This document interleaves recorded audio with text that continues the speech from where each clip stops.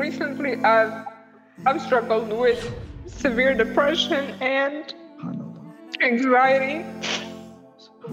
So that can mean that I'm really not happy in my current state. Right.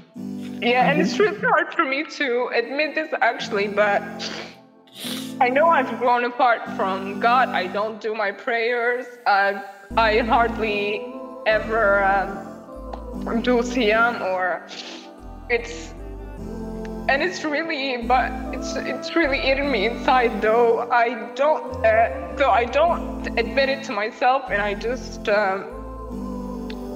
pretend that it doesn't bug me, but actually it really does. So, Sister Zainab, welcome to the stream. Thank you so much for having me. I'm so honored to be in the presence of people of such knowledge as you. Excuse my silly picture. No, not at all. My question is, well, it's not as much of a question. It's just that over the years, I'm 22, by the way, and I've grown in a very Muslim household. I've been raised that way. My parents are Muslim. I'm from Morocco. And I feel like over the years, I've struggled to find my place as a Muslim, as a Muslim woman in Islam, and I believe I have lost a lot of my faith over the years, and I'm not much of a believer as I was before. And I had my doubts on Islam, but I don't claim to have knowledge or any sort of, how can I say it? I'm not very well knowledgeable about Deen or Sharia or things like that. But I feel like I've done my share of sins, of course, as everyone. But I feel like it's hard for me to feel guilty about the sins that I've done, because I believe that I haven't hurt anyone by doing them. And I think I've grown apart from my faith, and it's really bugging me, because I'm a spiritual person. I like to believe in a great power, and I don't know if you could help me, but yeah, my friends encouraged me to join your live. And Jazakallah khair for coming on, Sister Zainab. Thank you. And it's very brave to come on and perhaps admit these things. It's not easy. So alhamdulillah, may Allah inshallah bless you for your honesty and your being frank and open. Can I ask you? So are you in the US? Is that correct? No, I live in Morocco. I'm from You're in Morocco, okay, mashallah. Yeah. So, sister, what I would say to you is that above all, the most important thing really would be is that, do you believe in Allah subhanahu wa ta'ala? Do you believe in God? Do you believe in a creator? Yes, I do believe in a creator, but I don't. One of my issues is, to give you just an example, is that I find it hard to believe a creator merciful and loving such as Allah to inflict on us an eternal torture that is Jahannam. It's very hard for me to accept that, having gone through an Islamic education since my early childhood. And that I find that it really traumatized me a little bit to think of Jahannam as the eternal torture if I did something wrong, or I think that I have lost the connection. I've lost it over the years. I think I've grown more and more far away of God. But Sister Zainab, you know, the thing here is that that's a secondary issue, really. the initial issue really is, as I said to you, do you believe in Allah? Do you believe in a creator? You know, you then went to explain that in your view, a merciful creator that is merciful would not have a particular punishment because in your view that doesn't seem fair or just or correct. Yeah, because I believe that Allah is full of love. That I understand. I believe that religion, I have such deep fondness of spiritual Muslim people and how they approach the faith, and but I find it hard to, I'm sorry, just very no, that's fine. But Sister Zainab, you know, the more pertinent and the more important question to whether you or I or anybody else finds something acceptable or does not find it acceptable, the more pertinent, the more important question is, does that reality actually exist? In other words, are there some people that are described to be going to hellfire eternally? Does that reality exist? Me liking it, you liking it, accepting it or not accepting it doesn't change the reality if it does indeed exist. That's the point. And so what would be more important, Sister Zainab, is, and you've admitted that you don't perhaps have a lot of knowledge, you haven't studied Islam, and what I would say is that as a person, I would want to save myself from that reality if that reality actually existed. So what's important for me is that I need to first of all verify, why do I accept that reality existing in the first place or not existing in the first place? What is the evidence? What is the evidence that I have that such a thing exists, for example? Now, what I would say to you, Sister Zainab, is this. Is that through your research, through your investigation, if you are convinced that actually, even though I find it really difficult to understand, I'm convinced by looking at the evidence that actually this reality does exist, then the intelligent thing to do would be to save yourself from that reality, right? And to save the people around you from that reality. So, and the fact that you've said that I don't have knowledge really about Islam and I haven't really studied Islam, for me, living in the West and being born in England and spending my life here in a Western, very liberal, often very irreligious country, these are some of the questions that I asked myself as well. Can I establish without sort of reasonable doubt, with overwhelming evidence and probability, that Allah exists, that the Quran is indeed the book of Allah subhanahu wa ta'ala? And if that is the case, then whatever it tells me is the truth. Whatever it tells me is the reality. And whatever I believe, if it's contrary to that, it's wrong.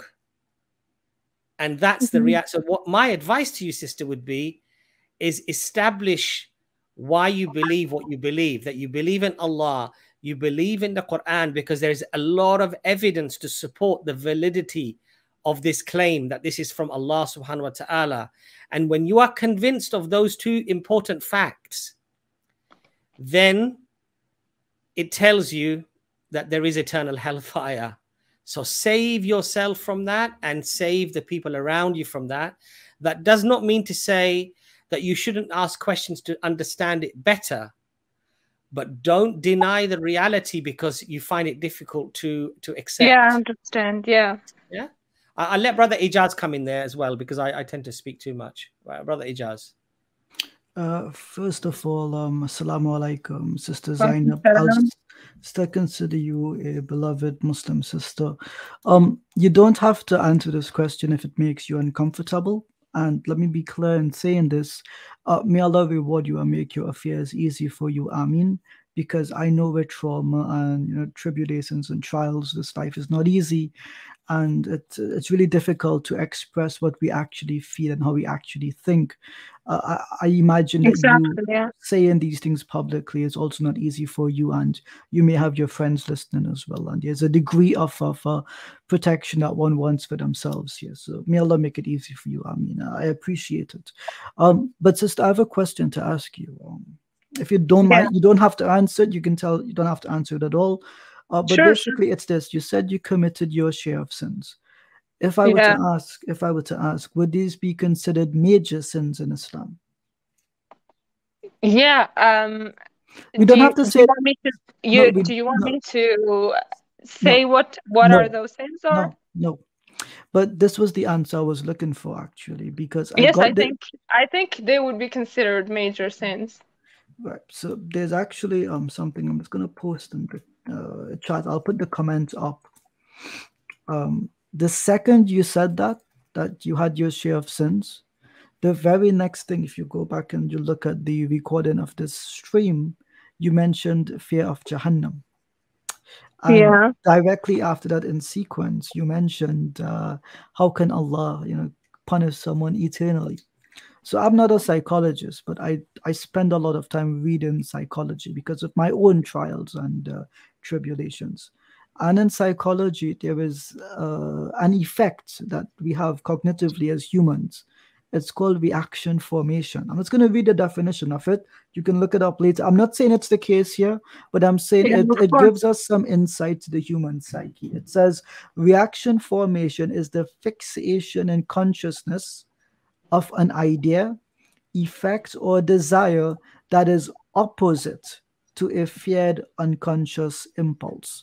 So, for example, just hypothetically, a person who's committed one major sin, then a second and a third, they begin to lose their connection with Allah because of these sins. To begin with, it erodes Iman, right?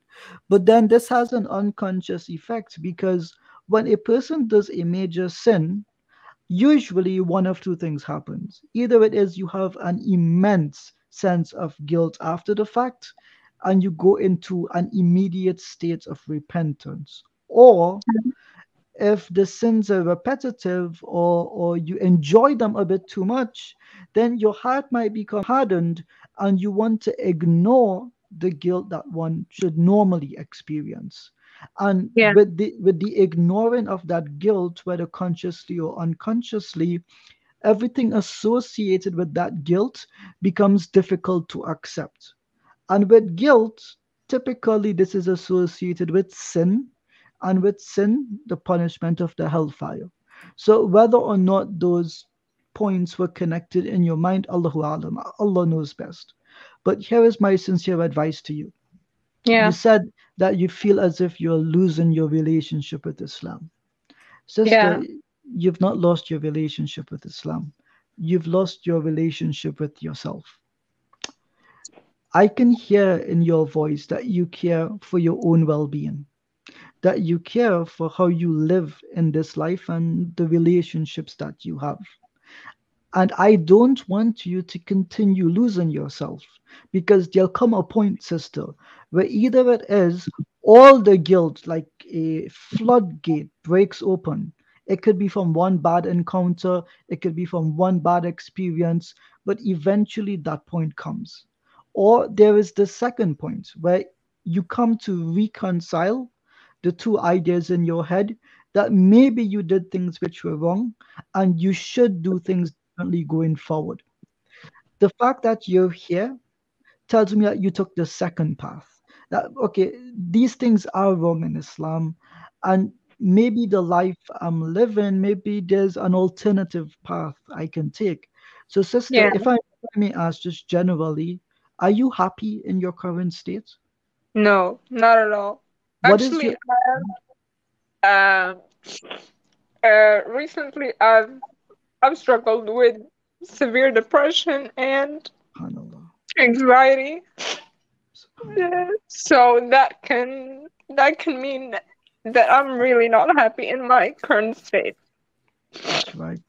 Yeah, and it's really hard for me to admit this, actually, but I know I've grown apart from God. I don't do my prayers. I've I hardly ever do siyam, or it's it's really eating me inside, though I don't admit it to myself, and I just pretend that it doesn't bug me, but actually it really does. It does. Yeah, it really does. Sister, I'm may sorry. Allah, It's it's okay. It's yeah, okay. I'm sorry. Sister, may Allah make your affairs easy for you. Ameen. You know, there's a teaching that, you know, a sheikh I know he has said to me, right? He said that, you know, when we ask the question, do we have Iman? The answer is already there, because by asking the question, you have concern for yourself, sister. So you have this relationship with Allah. It's there. It never went away. And you know, may Allah make your affairs easy for you.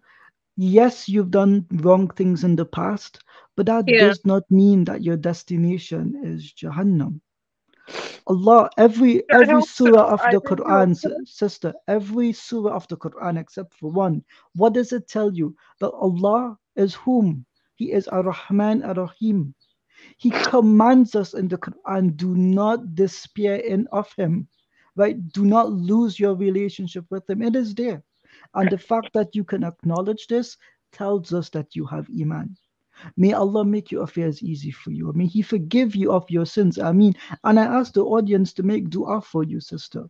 But my Yeah. sincere advice is, I don't Thank you so expect, much, everyone, for your comments. I can see them. mashallah, It's really touching. Yeah. Thank you so much. mashallah. You know, Sister, just one sorry, go second, on, Brother Ijaz. No, go Abbas. on, Ijaz. Sorry. Just to conclude from my perspective, sister, you Yeah. clearly have concern for yourself. And I promise you, sister, I promise you, here's my promise to you. You've not lost your relationship with Allah. And just by having this conversation, you show Yeah. that you have Iman. I don't expect that the next thing you do is that you're going to fast for the day of Arafah, but it's an option. It forgives 2 years of sins, inshallah. Actually, I really wanted to fast tomorrow. It's Do just it. my medic and my med. I take medication, so I can't fast. Sister, wallahi, I want, I wanted to, I wanted to fast tomorrow as well, but I also have to take I also have to take medication, and I'm unable to fast tomorrow as well. But what does the prophetic sunnah tells us? It tells us that actions are but by intention, sister. So if you have the intention to fast, may it be counted as a fast. Ameen. Allah knows your circumstances, and He does not burden you more than you can bear, and you are quite literally bearing it right now in public.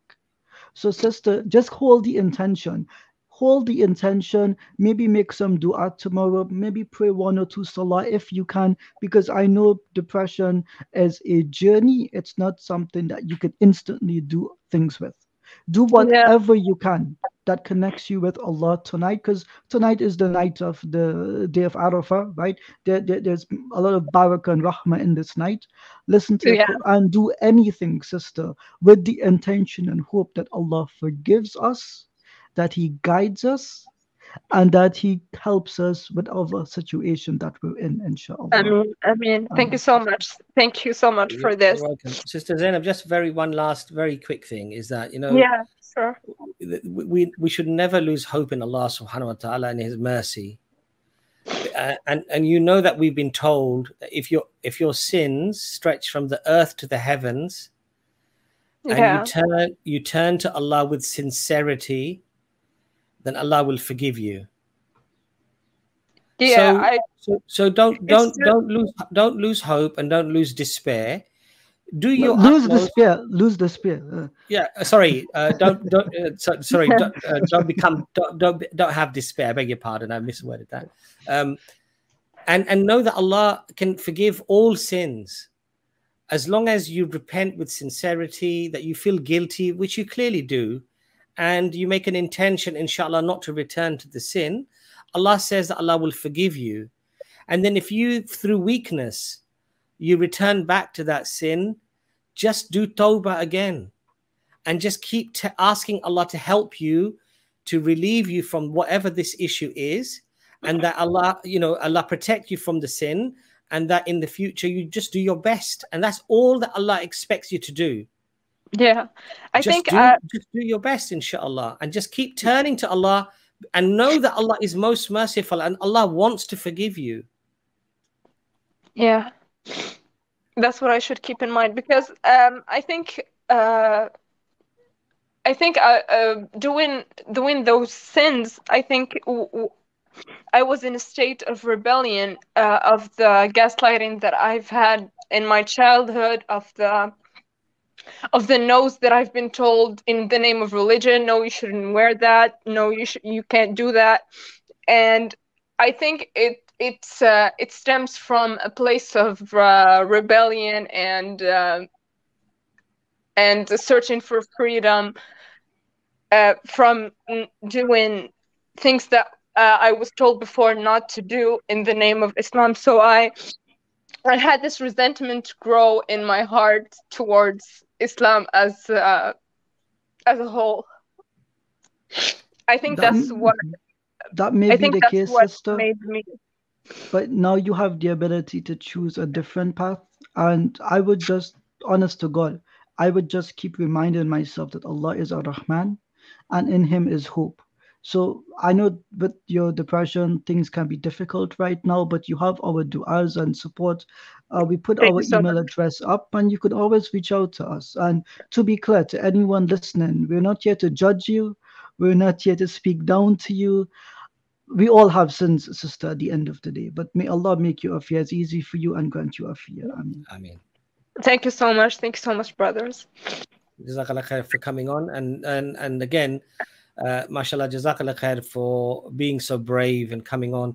Some of the comments, sister, were that maybe we should be having this conversation with you off camera, but you're brave, you're being so brave about this issue is inshallah ta'ala going to help other sisters and brothers who are also young and maybe thinking the similar things. And just one very last thing, my sister, before you go. You're not my sister, you're actually my daughter. Subhanallah, you're old enough to be my daughter, you know, which is that shaitan wants you to have despair. Okay. Yeah. And shaitan is a deceiver and a liar. And with Allah lies true hope and peace. And you know, sister, the best freedom you will ever experience is the experience of being a good Muslimah who knows her rights under the Islam. Because alhamdulillah, Islam does not shackle the woman or the man. You will live the most respectable, the most honorable, the most peaceful, the most fulfilling life, inshallah, as a practicing Muslimah. And don't let the people ever present Islam in a way or be angry and aggressive where you turn away from Islam. Learn the true Islam, inshallah ta'ala, and it's liberation for our women and for our men. It doesn't mean that we will be able to do everything that a liberal society or a materialistic society will necessarily want to indulge in. But believe you me, my sister, in England, as in America, as in Europe, and most of our countries, European countries and Western countries, the biggest killer for under 35-year-olds is suicide. Okay? So don't let people fool you into thinking that this ultra-liberal, ultra sort of, do what you want, this, you only live once way of looking at things is true liberation and freedom. Because if it was, we would be amongst the happiest nations in the world, not nations that are hooked on antidepressants and people who are committing suicide at the rates that they're committing suicide. So inshallah, may Allah guide you, may Allah help you, may Allah guide me, guide Ijaz, and keep us inshallah in Iman. Jazakallah khair for coming on, my sister. Assalamu alaikum, sister. Take care. Walaikum salam.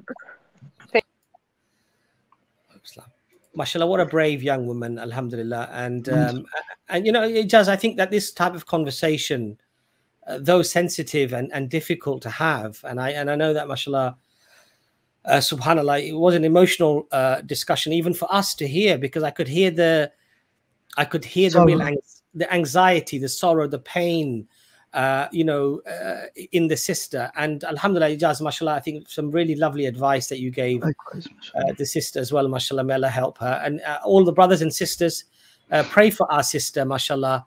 And pray for each other as well, that when we have these doubts, we have these issues, inshallah, Allah helps us and guides us and protects us from losing our iman. It can happen to anybody.